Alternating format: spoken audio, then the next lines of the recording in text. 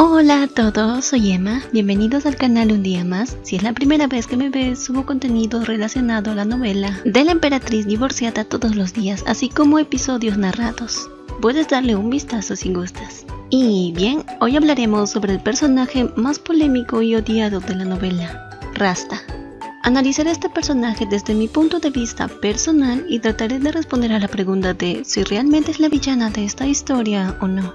Así que comencemos. Pero antes, si aún te encuentras leyendo la novela o viendo el cómic, te advierto que lo siguiente que diré contendrá muchos spoilers, así que velo bajo tu responsabilidad.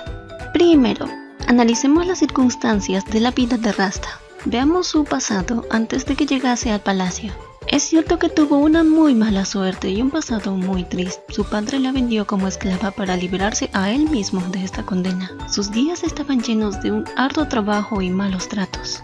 En medio de todo esto, a mí me sorprende que relativamente se haya presentado como una persona al inicio amable, sociable y calmada a pesar de haber vivido todo esto. Mientras era esclava, recordemos que se enamoró del hijo de su amo, el joven Allen.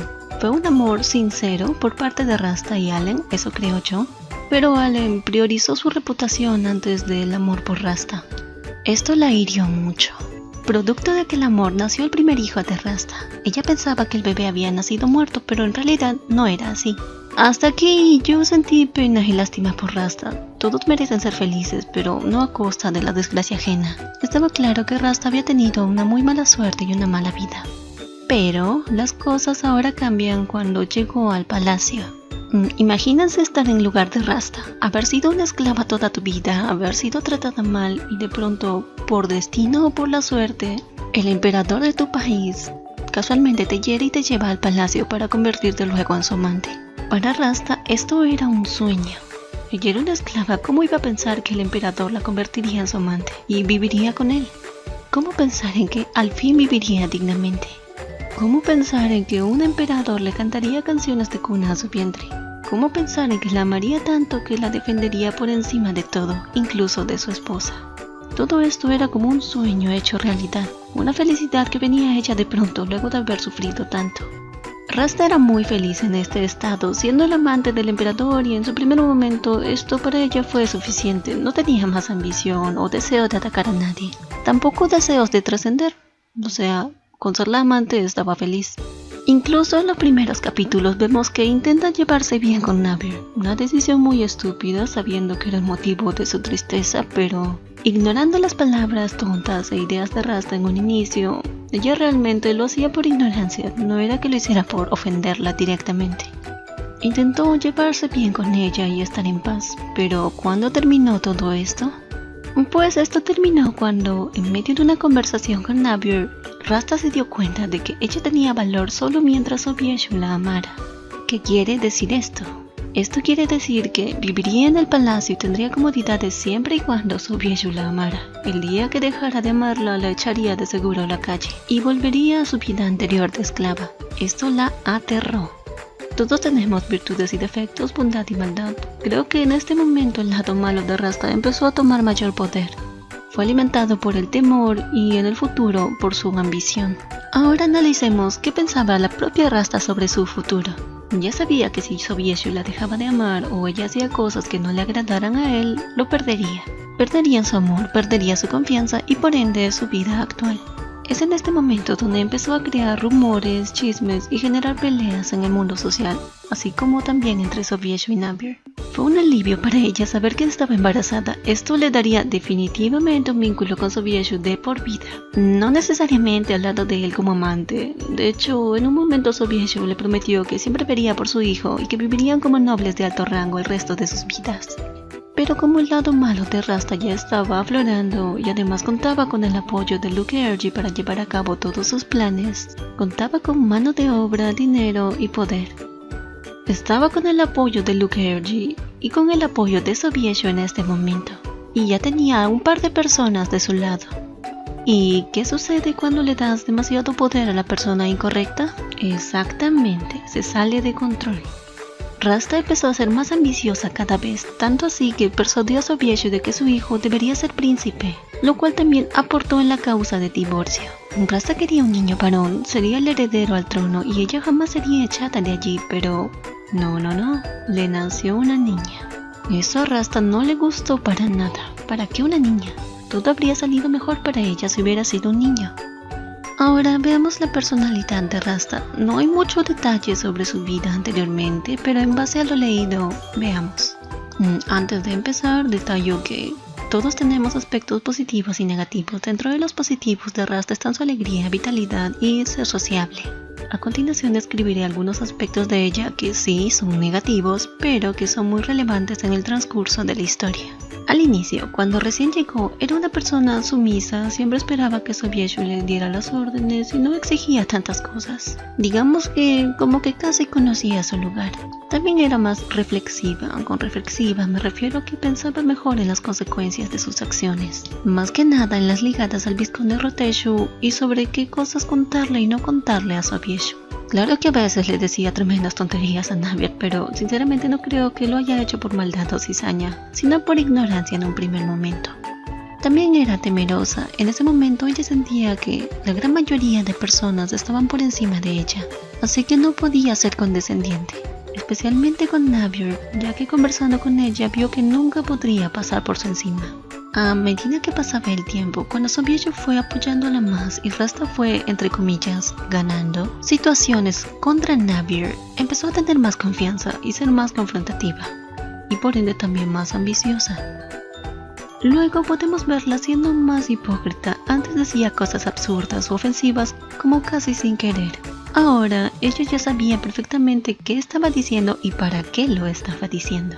Hacía planes para posicionarse mejor en el mundo social y poco a poco desplazar a Navier. Por último, en la etapa final del personaje, sumado a toda su desesperación y mentiras, se convierte en una persona ambiciosa de poder. Ya ni siquiera medita sobre las consecuencias porque se ha vuelto fría y calculadora. Con ayuda, por supuesto, porque no tiene una gran mente, por así decirlo. Y esta ayuda provenía principalmente del Duque Herji, que no es la mejor de las ayudas. Algo que estuvo presente en Rasta desde el minuto 1 fueron las mentiras. Mentiras que pretendía ocultar a todo el mundo. Si Roteshu no hubiese aparecido, no habría sido necesario hacer todo lo que hizo y la historia hubiera sido otra. La primera cosa no sería una mentira en sí, pero sí un hecho que Rasta trataría de ocultar con todo su ser. Sobieshu ya lo sabía y también estaba dispuesto a ayudarla a ocultarlo. Era el hecho de que era una esclava. Tuvo que sobornar inicialmente a Roteshu por esta situación. Luego, mintió respecto a los incidentes que había causado, como el difamar a la duquesa de Tuania, mentir sobre que el hermano de Navier le empujó, mentir sobre ser la destinataria de las cartas de Henry y muchas otras cosas más. Estas sí que las negaba y nunca se las admitía a Sobieshu, pero él ya hacía sus propias cuentas. Luego, otro hecho que quiso ocultar fue la existencia de su primer hijo. Roteshu aprovechó mucho esta situación para amenazarla, aunque de verdad yo me pregunto por qué Rasta no lo detuvo. Si Sobieshu le había dicho a ella que por favor le dijera la verdad, que le contara si Roteshu realmente la estaba amenazando y dijo que le ayudaría a solucionarlo. En mi opinión, debió haberle dicho la verdad en ese momento y así se hubiera quitado una gran carga de encima, pero parece que le agobiaba demasiado la idea de que Sobieshu supiera que tenía un hijo. Bueno, de todas formas Sobieshu ya lo había descubierto un tiempo después gracias a Koshar, pero no logro entender por qué fue tan difícil para Rasta admitirle a Sobieshu que tenía un hijo. No era como si fuese a ser su esposa y sí o sí tenía que ser virgen o algo así. Además, a Sobieshu parecía no importarle tanto. Era la amante y ya.